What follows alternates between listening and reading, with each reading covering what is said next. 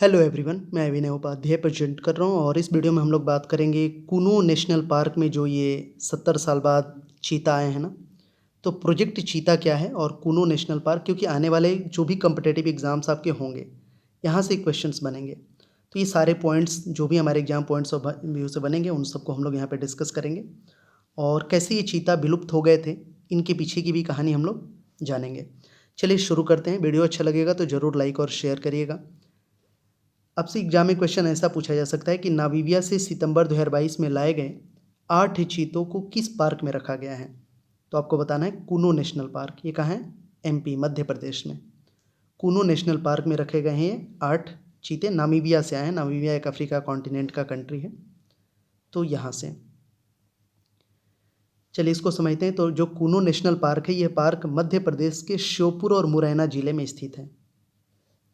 Namibia एक अफ्रीकी देश है। यहाँ से लाए गए 8 चीतों 17 सितंबर 2022 को मध्य प्रदेश के कूनो नेशनल पार्क में रखा गया। प्राइम मिनिस्टर नरेंद्र मोदी ने अपने 72वें जन्मदिन पर इन चीतों को पार्क में छोड़ा, रिलीज किया। रिलीज किए गए इन चीतों में 5 फीमेल चीते और 3 मेल, 5 फीमेल और 3 मेल, ठीक है, यानी कि टोटल 8। भारत में 70 वर्ष बाद चीता आया। देश का आखिरी चीतीदार चीता 1947 में छत्तीसगढ़ में मर गया था। इसके बाद 1952 में इसे विलुप्त घोषित कर दिया गया था। तो यहाँ तक समझ गए ना। ये सारे पॉइंट्स आपको याद रखने हैं, यहाँ से एग्जाम में पूछे जा सकते हैं। चीता की बात करें तो चीता सबसे तेज दौड़ने वाला जानवर है। इसकी रफ्तार 70 मील प्रति घंटा तक हो सकती है, मतलब कि 112 किलोमीटर पर आवर। इतनी स्पीड से भागता है चीता।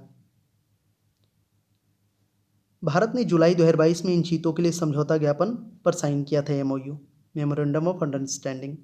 पर्यावरण, वन और जलवायु परिवर्तन मंत्री भूपेंद्र यादव और नामीबिया के उप प्रधानमंत्री और विदेश मंत्री नेटुम्बो नंदी नेदेतोआ दोनों ने समझौता ज्ञापन पर हस्ताक्षर किए थे।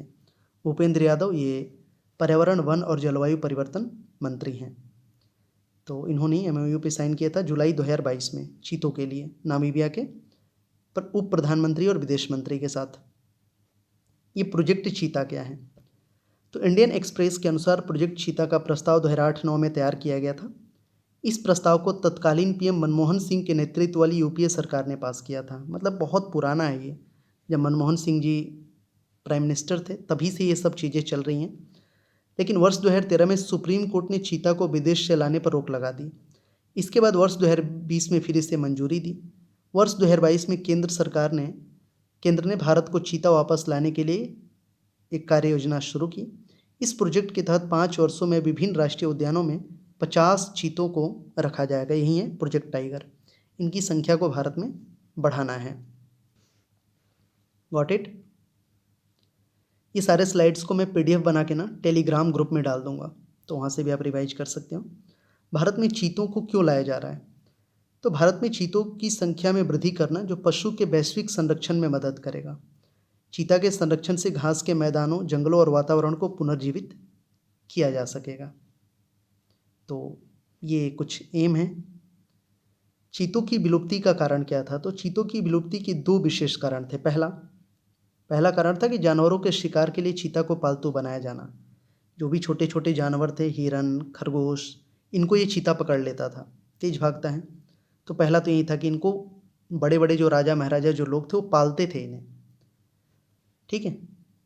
पहला ये रीजन हो गया। दूसरा हो गया कि कैद में रहने पर चीता प्रजनन नहीं करते। अब सिंपल सी बात है, एक चीता पालोगे तो फिर नहीं हो पाएगा ना, क्योंकि मेल फीमेल तो चाहिए ही। तो ये 2 रीजन थे जिससे कि चीता विलुप्त होते गए धीरे धीरे देश में। अपनी तेज गति तथा बाघ और शेर की तुलना में कम हिंसक होने की वजह से इसको पालना आसान था। बहुत सारी मूवीज़ की पहले की मूवीज़ में आपने देखा होगा कि चीता को ऐसे कुत्ते की तरह बांध के और अपने पास रखना, क्योंकि ये बाघ और शेर की तुलना में कम हिंसक होता है। देश की आज़ादी के पहले तत्कालीन राजाओं और जमींदारों द्वारा इसका प्रयोग अक्सर शिकार के लिए होता था, जिसमें ये जानवर को पकड़ने में उनकी मदद करते थे। तो ये कुछ हो गए चीतों की विलुप्ति के कारण।